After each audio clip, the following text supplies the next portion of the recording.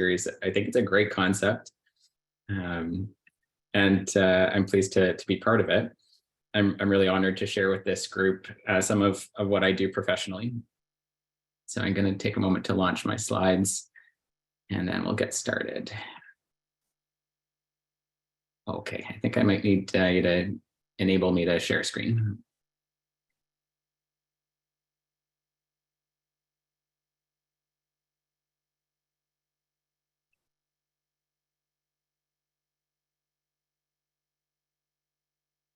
I think you should be good to try to launch that now. Yeah, I see it. All right. So hoping you can see the slides now in the full screen view. Perfect. Excellent. Okay. So as mentioned, I am a medical oncologist, and as an academic oncologist, I participate in research and teaching. So my talk today is entitled Cancer Care and Teaching Clinicians to Talk About Serious Illness. I was asked to touch on a few different things. One, my career path. Two, interesting things going on in my field of work. And three, something that I'm passionate about. And that's where I'll talk about teaching clinicians about communication on serious illness. I'm interested in who's in the audience today. So I wonder if you're able to use the chat function, if you can just enter A, B, or C to tell me why you attended today. So are you a student or a parent of a student interested in a career in medicine? Are you just curious about cancer care? Or are you a regular attendee of the Breakfast Club? And I realize I should have put a category D for, are you a family member of the speaker? I didn't realize how widely the invitation got disseminated. I'll just take a moment to watch the chats come in. So a lot of B and C. That's great. I don't see anybody who's indicating that they're a student or a parent of someone on this career path. So I won't dwell too much on that first topic. All right, I'll close that chat. Okay, so briefly, part one, my career path. How did I end up in the field of oncology? Was it nature or nurture? You may know that cancer care seems to be a bit of a family business, and some have wondered if I got pushed in this direction, and I'll try to answer that question. On this slide, I'm showing you the steps in training. Entering university, I didn't really know exactly what I wanted to do. I enjoyed architecture and design. I was strong in math and science. So I ended up choosing to study engineering as my undergraduate degree. Engineering didn't seem to satisfy my desire to work closely with people in a capacity to help individuals. So I decided to shift gears and apply to medical school. I found that medical schools are open to applicants from diverse backgrounds, and there are relatively few prerequisites. So there don't seem to be any students in the audience, but I did want to share the message that you're not obliged to come into medicine with a background in biology or health sciences. Also, you can apply after 3 years of undergraduate studies. You don't have to complete a prior degree. So I eventually entered medical school at Queen's and immediately felt engaged, curious, and passionate about my studies. So I knew I'd made the right transition. Medical school involved 2 years of in-class studies and 2 years of rotating clinical placements. Early on, I thought I might go into surgery, but I eventually narrowed down my interest to adult internal medicine or pediatrics. Residency training follows medical school, and this is essentially a multi-year internship with graduated responsibility until you become competent in your chosen field. There is in Canada a national application system where you rank your program choices, and the programs rank the candidates. And then there's a central algorithm that matches the candidates to the programs, trying to optimize residents to their preferred program. Ultimately, you're assigned one spot and you're obliged to enter that program. Luckily, I fared well in the match process and got to pursue internal medicine training at McMaster. This is a 3-year general training, and you get to rotate through all the different medical subspecialties. And then you go through the entire process again when you want to match to your subspecialty of interest. Through this process, medical oncology really was not on my radar. In fact, I was quite interested in rheumatology. I did a core rotation, however, in my 2nd year of studies to appease my medical oncologist father. Most of the time, if you're genuinely interested in an area of practice, you try to get a rotation in your 1st year. So again, medical oncology really wasn't on my radar. But then I spent a month at the cancer center and observed preceptors with the ability to show compassion to patients at their most vulnerable times. The communication and the clinical medicine, it was intense. And I felt that my words really mattered. I wanted to learn how to effectively support people suffering either from devastating illness or living with the fear of illness recurring. And this is how I got hooked on oncology. My training continued. I matched to a 2-year subspecialty residency program in medical oncology at McMaster. I then decided to pursue a career in an academic hospital, which required additional subspecialization and academic training. So I completed a 2-year clinical and research fellowship in gastrointestinal malignancy with a Master's of Science in Health Research Methods. And then 11 years after I started medical school, I went into practice. This is my current job description. I'm engaged in clinical work, research, teaching, and administrative responsibilities. Okay, moving on to part 2. I'm often asked, with all the research going on, when will there be a cure for cancer? And unfortunately, it's not going to happen that way. Paula, could you let Yanina in? Sorry, Oren. Who's hosting it? Yanina can't get in. Sorry. I would think Nina doesn't have the link. I gave it to her. Did you? Yeah. Because I don't see any sign of her trying to come in. Yanina, sorry, they don't see you trying to get in. Okay, I'm going to continue. It says, okay, well. So I was addressing the question of will there be a cure, and my feeling is it won't happen that way. Advances in cancer care are happening slowly but surely through rigorous research. We're seeing incremental gains in survival and quality of life, but as we make progress, we're learning that cancer is many, many, many different diseases. Increasingly, the goal is to tailor treatment to the person, considering the individual and considering the individual or the specific subtype of cancer that they're experiencing. So progress is slow, but once in a while, there's a bigger leap forward. And reflecting back on some of these bigger leaps that I've observed in the last decade, I wanted to highlight the following 3 topics. 1, immunotherapy. 2, antibody drug conjugates. And 3, early integration of palliative care in oncology. Immunotherapy first came out around 2010 for the treatment of melanoma and has gradually had an increasingly important role in treatment of numerous cancer types. We now actually consider immunotherapy as a pillar of cancer treatment. Pictured here are James Allison and Tasuku Honjo, who in 2018 received the Nobel Prize in Physiology or Medicine for development of drugs called immune checkpoint inhibitors, which have really revolutionized cancer treatment. So how does it work? One's own immune system should be able to recognize and attack things that are invading the body, cancer included. But evasion of the immune system is now considered one of the hallmarks of cancer.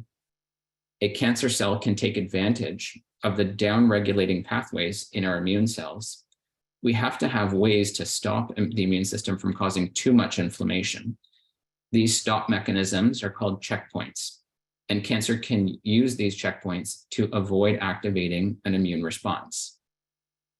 So on this slide, we see how an antibody called ipilimumab, shown on the far right, can block a checkpoint called CTLA4. By blocking this checkpoint, activation of T cells can't be turned off. So immune response against cancer is heightened. This interaction happens in lymphoid tissues such as lymph nodes. This slide shows another checkpoint called PD-1, which is important in the tumor microenvironment. In other words, right in the cancer itself. Cancer cells bind to the PD-1 receptor on the immune cell, and it functions like an off switch. But antibodies, shown in green, can be used to block this PD-1 pathway. In other words, you can defunction that off switch, and the cancer cell can't hide from the immune cell anymore. The results can be remarkable, but there are risks to consider too. Interfering with immune checkpoints can trigger excessive inflammation in normal, healthy tissues in the body, essentially causing autoimmunity. Levels of unwanted inflammation may be minor or major and can happen in any part of the body. One then has to go on immunosuppressing medication to deal with these side effects. Luckily, this does not seem to undo the cancer treatment benefit. I mentioned this was first established as a treatment for melanoma and has now been tested across most cancer types. What we've learned is that the benefit is proportional to something called the tumor mutation burden. In other words, the more highly mutated a cancer cell, the more likely that a primed immune system should be able to find and destroy it. The relationship is shown on this plot. You can see that some cancers on the bottom left, like prostate cancer, don't seem to respond very well, while others respond extremely well, the ones on the top right. And I want to briefly talk about one of these super responders, something called a mismatch repair deficient tumor, or MRD tumor. Mismatch repair deficiency means that a cell is missing a gene that's responsible for repairing DNA when there's damage. If damage is not repaired, the DNA gets highly mutated and the cell eventually turns cancerous. This can be detected under the microscope by staining for a series of mismatch repair proteins. So you can see in this figure, in panel B and F, if you look carefully, there's a relative paucity of the brown stain color, which indicates an absence of one of these important repair proteins. Now, here's an example of real evidence proving the relationship between mismatch repair deficiency and response to immunotherapy. This is a clinical trial where immunotherapy was compared to chemotherapy for patients with advanced colon cancer harboring mismatch repair deficiency. This is called a survival curve. So each colored line represents a group of patients receiving one of the treatments studied. If the curves separate, it means that the treatments are having different effects. The curve that sits closer to the top is showing the more effective treatment. In this case, the immunotherapy is clearly far more effective than the chemotherapy, and this was considered a major breakthrough and has changed practice since this was published in 2020. The problem is that this represents less than 10% of people with advanced colon cancer. So it's a major leap forward, but for a small proportion of patients with this illness. Here are some examples of cancers that are currently treated with immunotherapy either alone or in combination with other forms of cancer treatment. Melanoma, non-small cell lung cancer, mismatch repair deficient tumors like this subtype of colon cancer, kidney and bladder cancer, esophageal and gastric cancer, triple negative breast cancer. So this is a less common subtype of breast cancer, head and neck cancers, and Hodgkin's lymphoma. The second major development in cancer treatment that I want to highlight is something called antibody drug conjugates. As background, chemotherapy includes drugs that can kill cells in the body that are rapidly dividing, and this is the nature of a cancer cell. You can see here that chemotherapy drugs exert damage to cells by interfering with some aspect of the cell replication cycle. Chemotherapy can be extremely effective against cancer cells, but healthy cells can also be damaged, and this is how one experiences side effects. Targeted therapies try to interfere with the biochemical signaling pathways which regulate a cell's function. By blocking a key protein in the various pathways, a cell's ability to proliferate can be stopped. This hinges on finding something unique about a cancer cell that can be targeted, such as an abundance of a particular cell surface protein. An example would be excessive amounts of the HER2 protein in HER2 positive breast cancer. There are now numerous drugs specifically designed to target this protein and stop such cells from proliferating. So what is an antibody-drug conjugate? This is a novel class of drug. In fact, this is a drug with 3 unique parts. An antibody that's engineered to attach itself to something unique on the surface of the cancer cell, and this is the purple-colored Y. There's a payload. This is the red star. This is a chemical which has the potential to poison a cell. And then the green is a chemical linker, which keeps that payload stable, but it's cleaved under certain conditions. It can be designed to release the payload only once inside a cell. So altogether, this functions as a smart bomb. The antibody finds the cancer cell, and the damaging chemical is preferentially released inside the cancer cell. Here's an example of evidence for use of antibody-drug conjugates in the treatment of advanced HER2-positive breast cancer.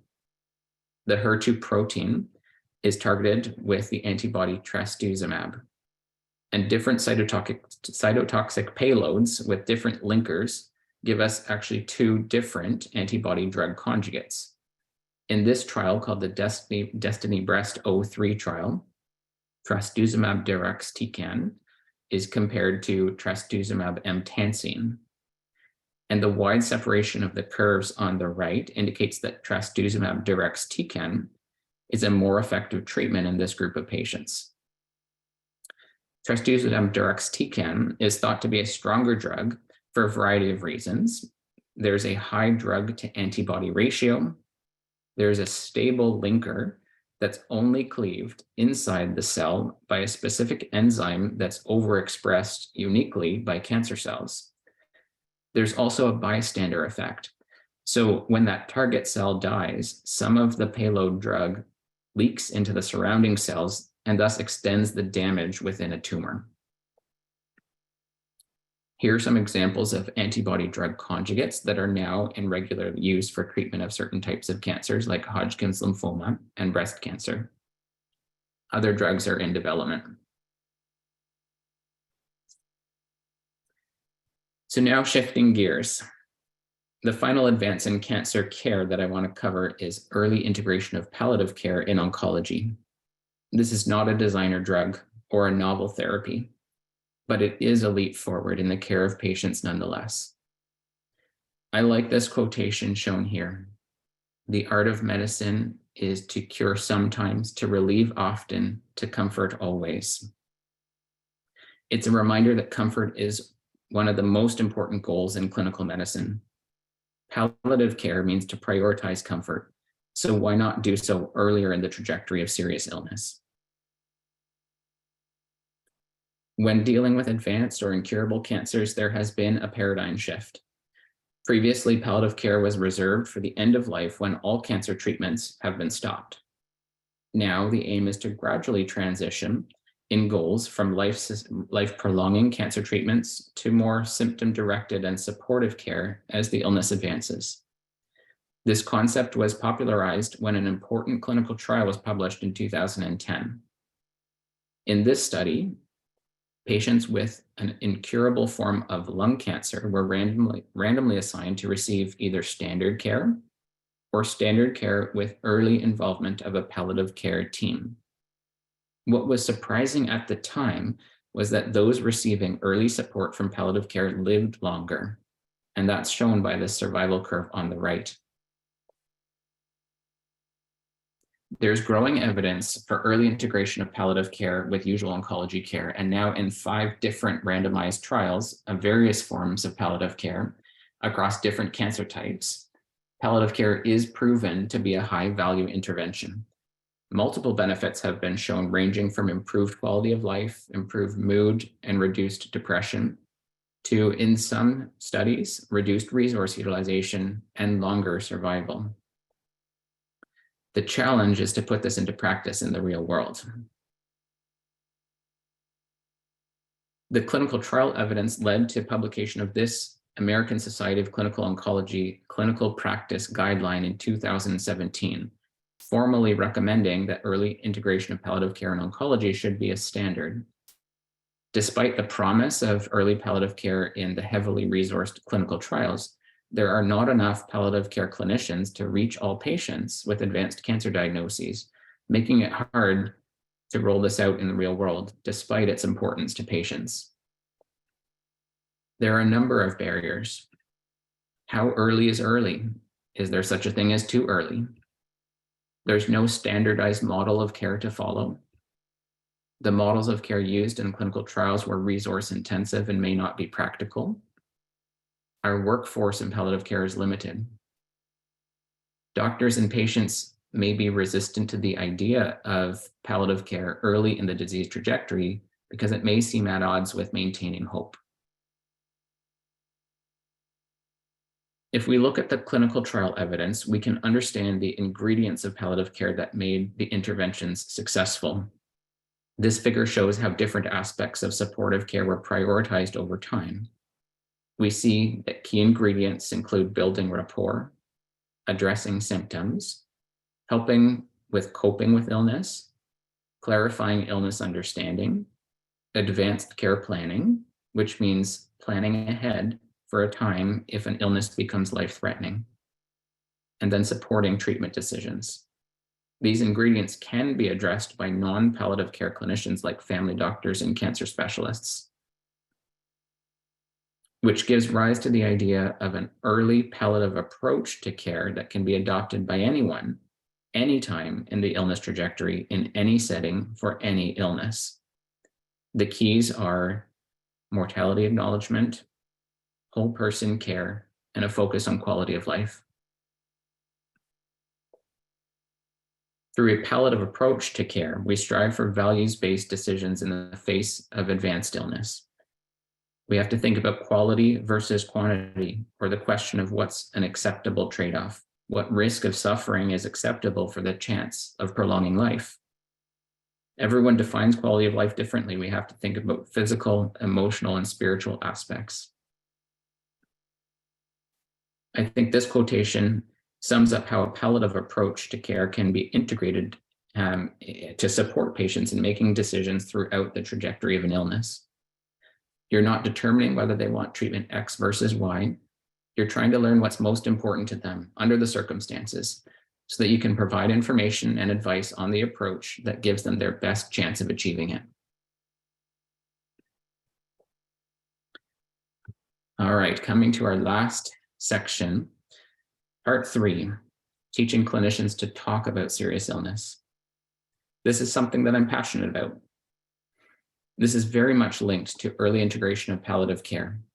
One of the barriers to real-world adoption of this new paradigm is that clinicians are uncomfortable talking about serious illness. We receive little training, and we may or may not have the opportunity to observe mentors do this skillfully. Poor communication leads to misunderstanding about illness and may have negative consequences for care. So I'll touch on 2 projects I'm working on now, in which I'm hoping to support clinicians to strengthen their communication skills in this area. The first is the Serious Illness Care Program implementation at the Juravinski Cancer Center, and the second is the Restored study.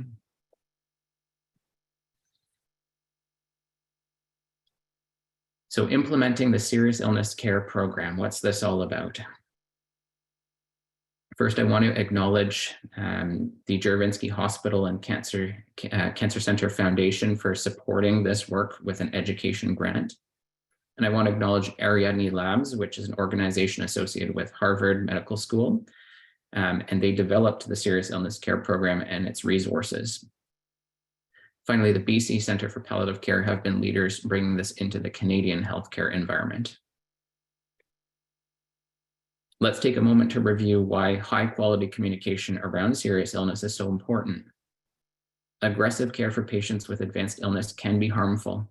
For patients, a lower quality of life and greater physical and psychological distress can result. And for caregivers, there's more major depression and lower satisfaction. Early conversations about goals of care benefit patients and families for a variety of reasons. There's enhanced goal concordant care, and this means that someone actually receives the type of care they wish for in the final phase of life. There's improved quality of life, higher satisfaction, better patient and family coping, an eased burden of decision-making, more and earlier hospice care referrals, fewer hospitalizations, and improved bereavement outcomes. This is relevant for people suffering from a serious illness, and we define a serious illness as one that carries a high risk of death over the course of a year, has a strong negative impact on quality of life and functioning in life roles, and is highly burdensome to a person and his or her family. A serious illness conversation is one that asks a patient about values and goals using a structured format, shares prognosis information when appropriate. It de-emphasizes treatments and procedures. It occurs early in the course of a serious illness and provides a foundation for making future healthcare decisions. It can be reviewed and revised over time. It's valuable and therapeutic, even if medical decisions are not being made. The Serious Illness Care Program offers a structured approach to achieve a fulsome conversation about goals and values earlier in the disease trajectory. Pictured here is a conversation guide, which is the centerpiece of the intervention. The conversation follows a standardized flow with 7 steps, and patient-tested language is provided. These steps include setting up the conversation, assessing a patient's illness understanding and their preferences for information, sharing prognosis in a way that meets the person's information preferences, and then exploring key topics like goals, fears, worries, sources of strength, critical abilities, and so on.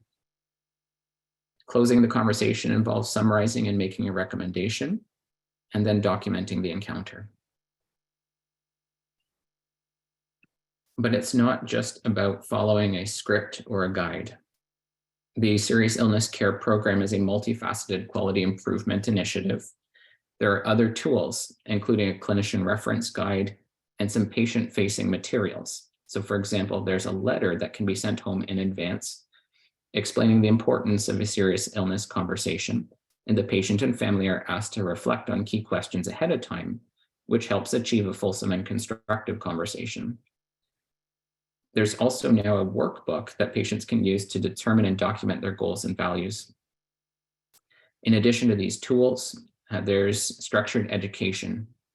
There's a Train the Trainer workshop, which is a full-day course, which helps train facilitators. And then there's a clinician training workshop, which is a half-day course to help our healthcare providers develop these skills. Finally, there's support to help organizations carry out quality improvement and to implement system change.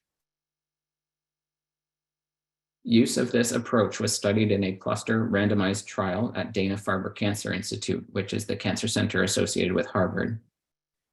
The intervention led to clinically meaningful reduction in depression and anxiety among patients suffering from advanced cancers. And notably, the reduction in anxiety was sustained for 6 months.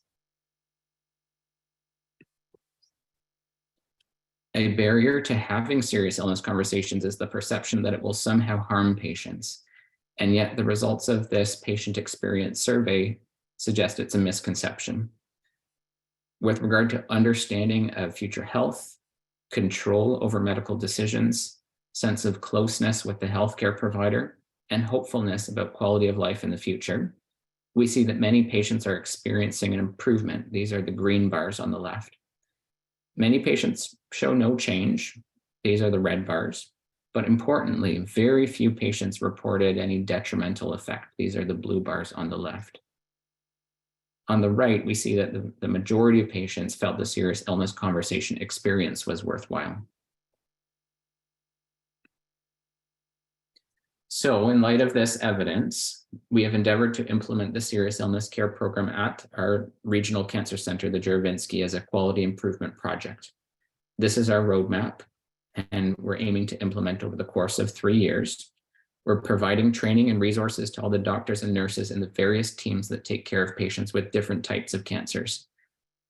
Given that this has happened during the pandemic, it involved developing a virtual training workshop, which was accredited, and new workflows and documentation processes were developed for our electronic medical record, and then redeveloped when we changed electronic medical records. The aim is to achieve more, earlier, and higher quality conversations about goals in the face of serious illness. Why does this matter? I think this is important for best patient care.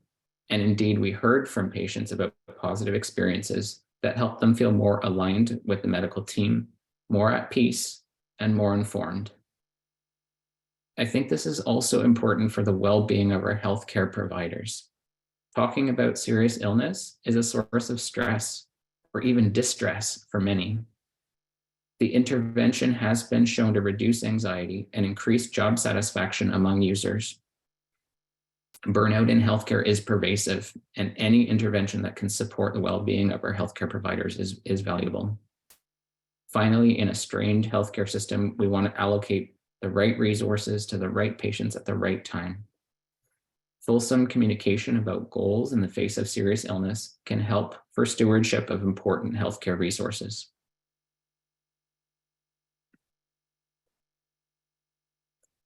Okay, so while the serious illness care program is a quality improvement initiative geared towards clinicians in practice and healthcare teams, another important area of focus for communication skills training is in residency education. So I'm going to wrap up with a brief discussion of an ongoing project called the RESTORED study, which stands for Remote Education Strategies, Training Oncology Residents for End-of-Life Discussions. Residents are expected to develop competency in difficult communication, but structured education is limited. And in the pandemic, with a shift to remote care, opportunities for direct observation and feedback of communication skills in the clinic became scarce. So this study aims to test a novel communication skills training curriculum, which is fully virtual and can offer a rich educational opportunity without relying on face-to-face encounters. This is a pilot project testing a new communication skills curriculum called the ABCs of Serious Illness, which stands for All Providers Better Communication Skills. The curriculum was developed for use across all medical specialties, but in the RESTORED study, I'm excited that this is being tested for the first time with learners in medical and radiation oncology.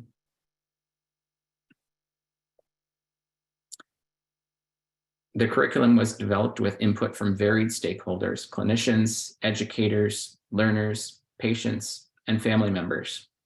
It incorporates aspects of other resources, and it's based on principles of adult learning.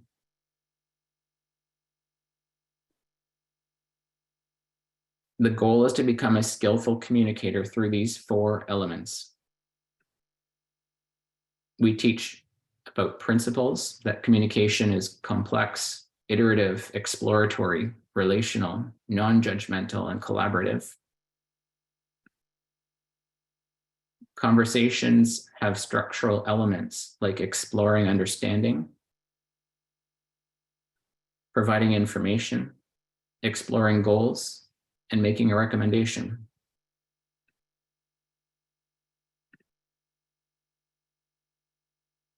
And throughout a conversation, a clinician needs 3 types of skills: to respond to emotions, listen to understand, and speak to be understood.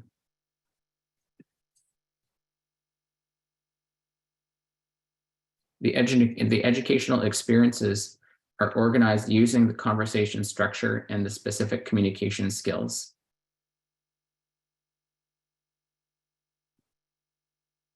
Content is divided into self-learning modules covering aspects of the conversation structure and the specific communication skills. There are also online coaching sessions in which a learner meets with a standardized patient to practice skills and receive feedback from a trained preceptor. So in the restored study, what we're doing is piloting the virtual education resources. We're randomly assigning residents to complete either the self-learning module curriculum alone or the module curriculum in addition to the online coaching sessions with standardized patients and preceptors. I should mention a standardized patient is an actor who's trained to play an individual experiencing a certain medical condition. So all participants complete a simulated patient encounter before and after doing the communication curriculum.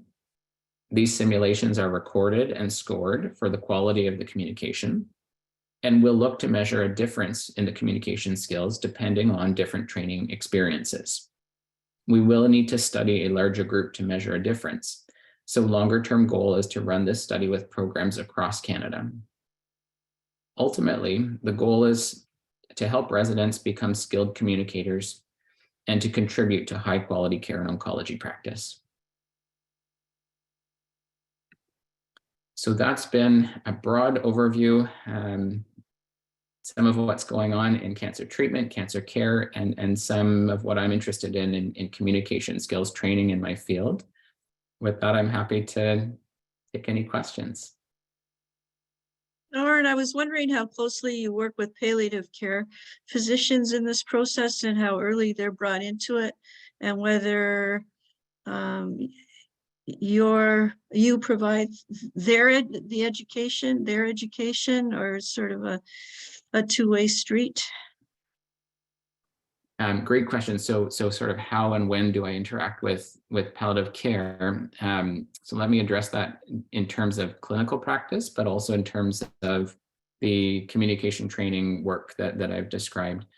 So in clinical practice, there are different ways to engage palliative care services, and that can be on an outpatient basis within the cancer center itself. We have a palliative care clinic run by 2 physicians. And then there's community resources. So palliative care teams that are often led by nurses and nurse practitioners and supported by family doctors and palliative outreach physicians in the community. So I would love to say that anyone with an advanced cancer diagnosis, that I'm able to refer them to benefit from palliative care support throughout their illness journey. But our resources are scarce, and in the real world, I do have to, in a sense, ration the resources to make sure that everybody gets support when they absolutely need it the most. So I described needing to adopt a palliative approach where actually I feel that I take on a component of what is actually the palliative care, the symptom management, the whole person care. I consider that part of my practice. And as symptoms might become more complex over time, I make sure that I'm engaging either someone within the cancer center or out in the community.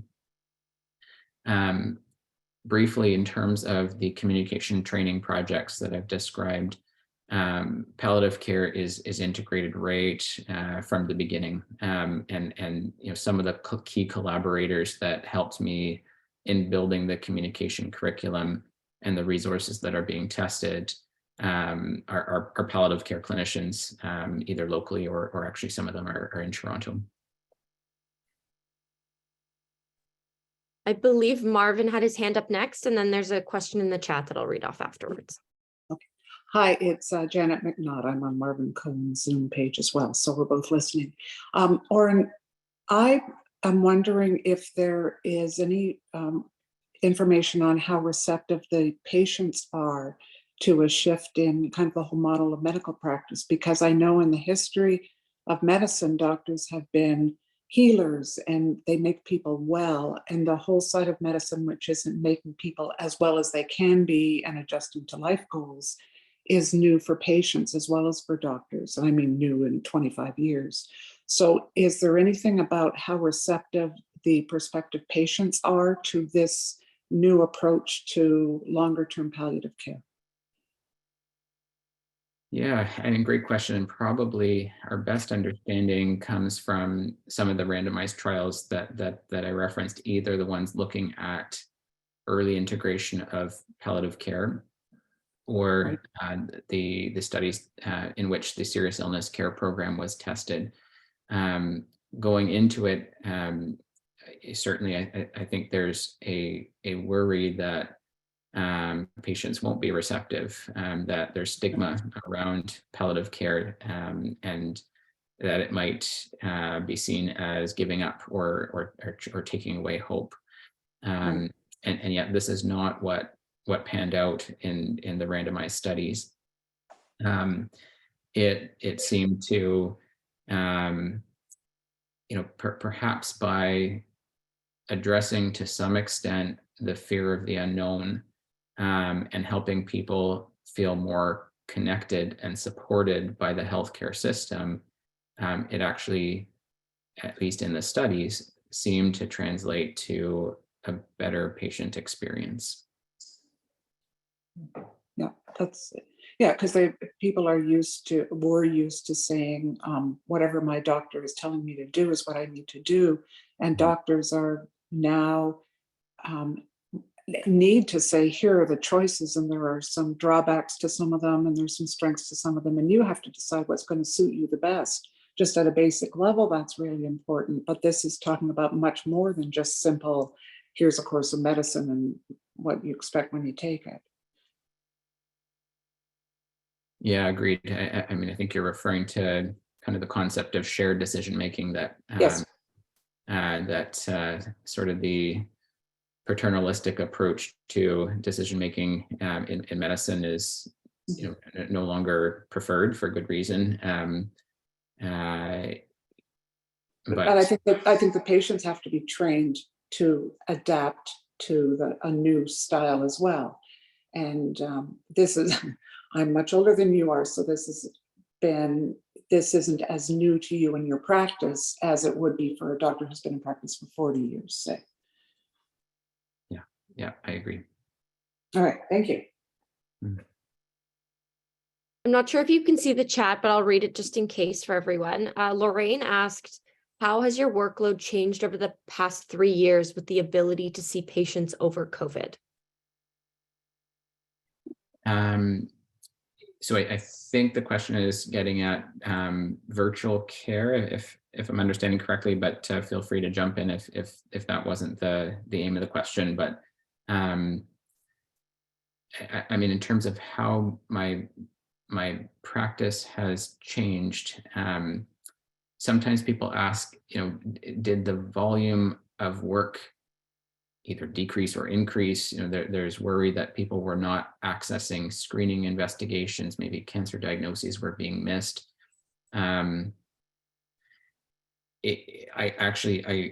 I didn't experience a change in the number of new referrals.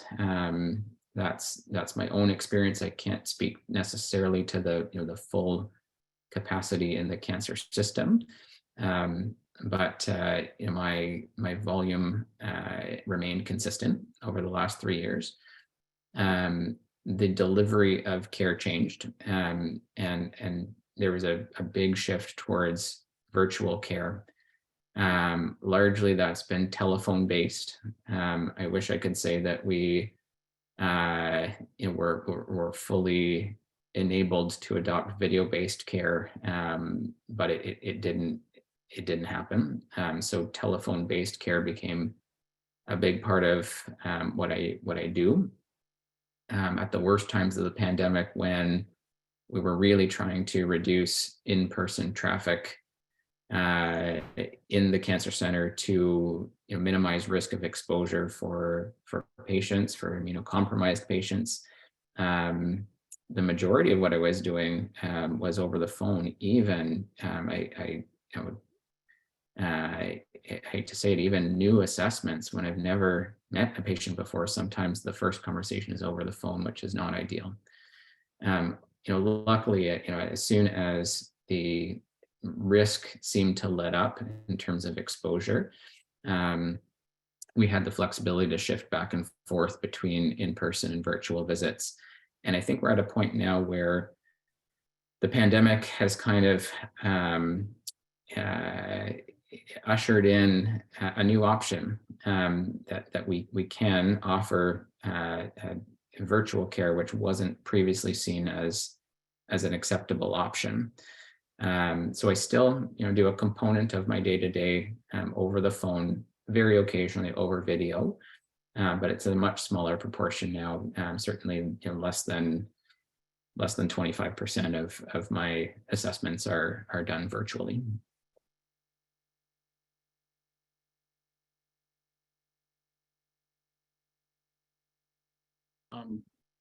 Misha? Go for it. Go for it. I thank Enid for asking the first question, because I usually do, but I just kind of didn't feel it was appropriate. I apologize for the interruption. Blame your sister, please. But Oren, that was a superb talk.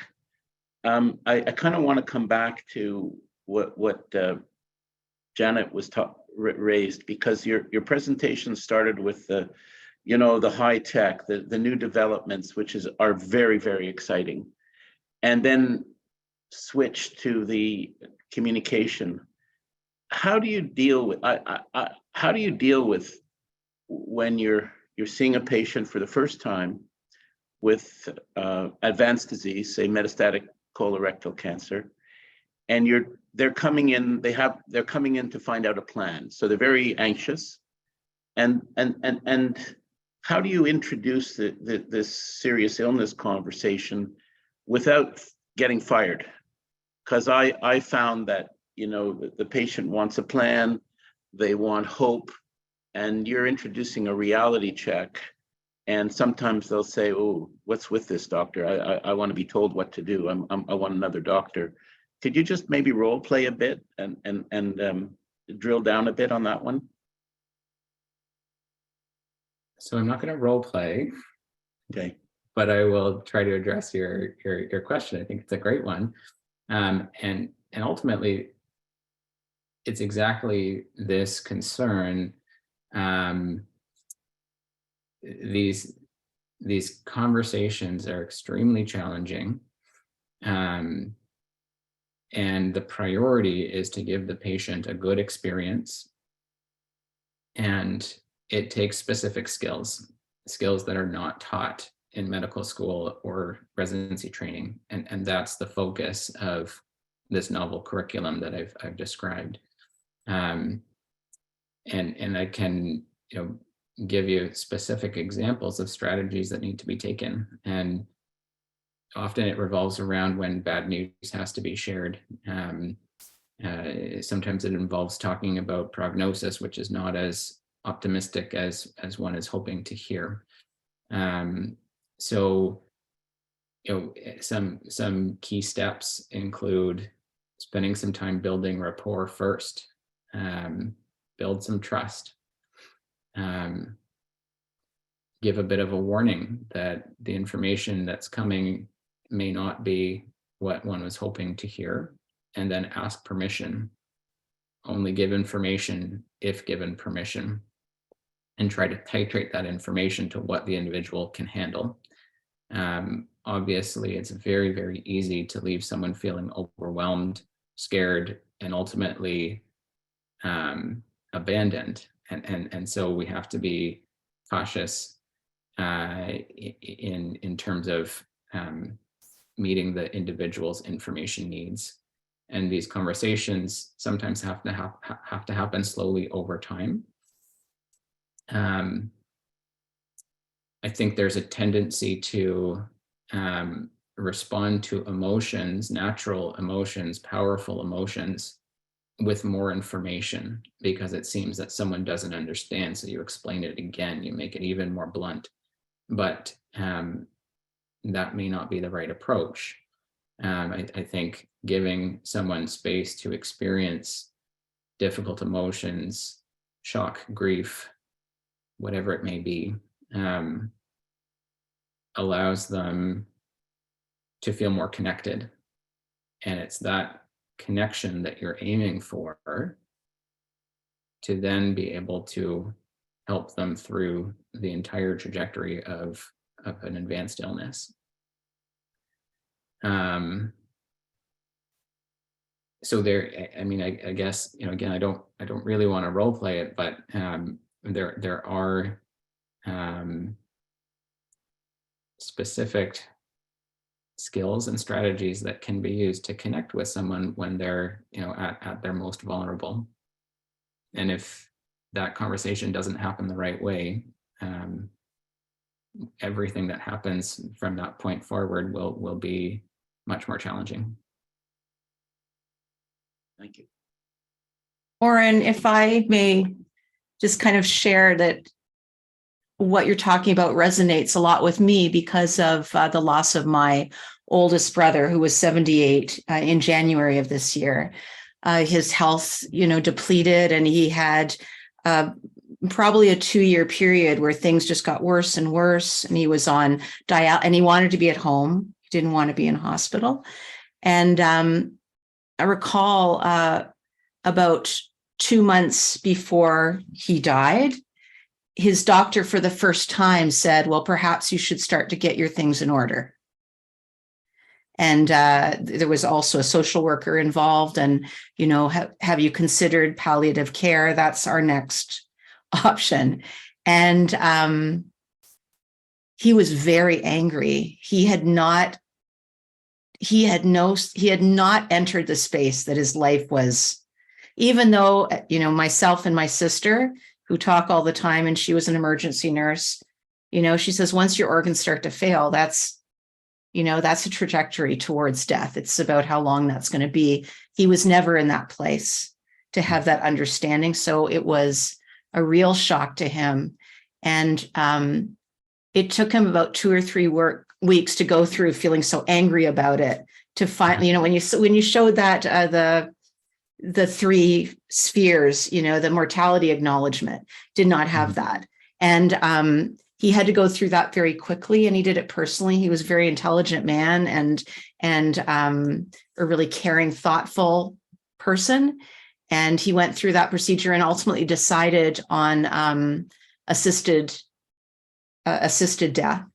And it really brought him to a beautiful ending. Like, his end of life was that he was able to call people he really cared about. And he must have called hundreds of people to have a conversation about how much he appreciated them and let them know how grateful he was for his, you know, for everything he'd accomplished and for the friendships that he developed in life. And that was so important to him to have that positive connection at the end of his life. And he went very peacefully, of course, because it's a very peaceful ending to life. And I just wonder how it would have been if he had been able to have conversations earlier in that experience, if he had had an earlier approach to that message. Yeah, I mean, it sounds like the conversation perhaps started late, as it typically does. Right.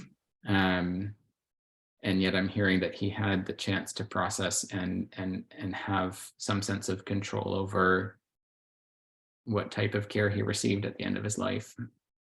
And knowing he had that opportunity, it sounds like, you know, you're describing his passing as peaceful, and I'm hoping that, you know, that leaves you and your family with a sense of acceptance that he got the care that he wanted at the end.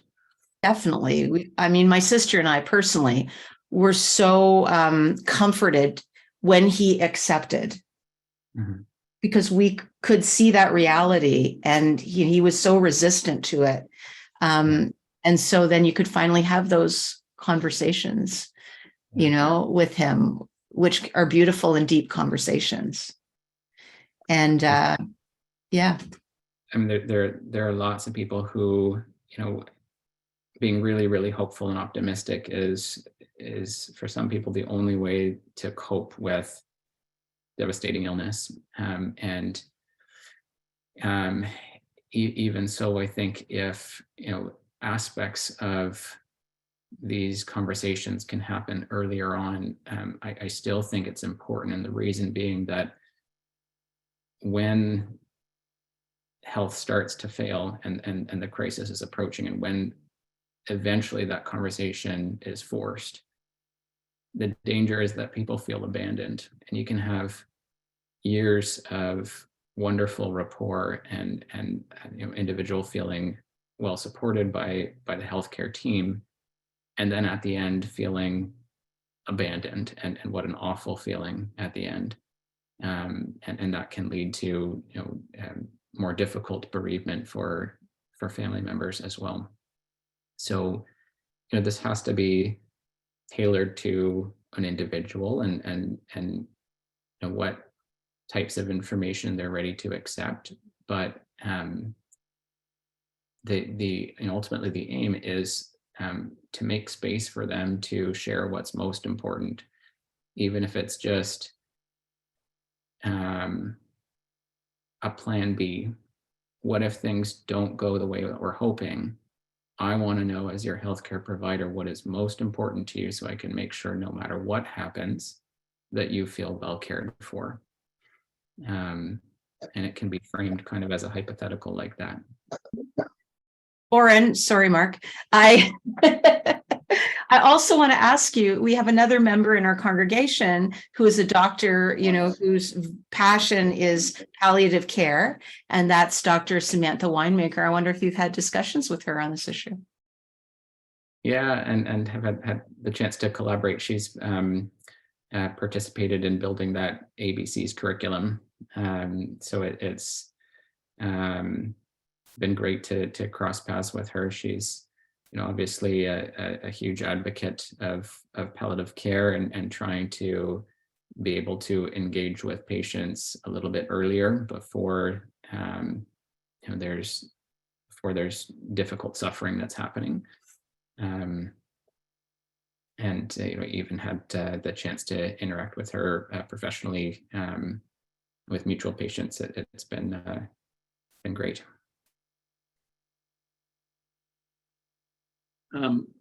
Paula, if I may, and Misha, often in our past breakfast clubs, Rabbi Cohen or Rabbi Baskin would have the last word. And I know I'm your father, and I have a bias, but I think the people who attended today should recognize that they've listened to, in our tradition, a wise man, a chacham. Most oncologists are stuck at the level of the earlier part of Oren's talk, the treatments, because that's what we're taught to treat. Very few have gained the maturity and the understanding of life in terms of the ability to process all these abstract concepts and be a healer and a caregiver at the same time. And I can't tell you what a unique experience and how proud I am, but as a rabbi would say, you've listened to a wise man this morning. Most oncologists, most physicians do not have that talent. And kol hakavod, kol hakavod. I'm going to say an amen to that, Mark. That's a beautiful pulling together of our Jewish values and what Oren is exhibiting in his experience. Really beautiful. Misha, I'm going to turn it over to you.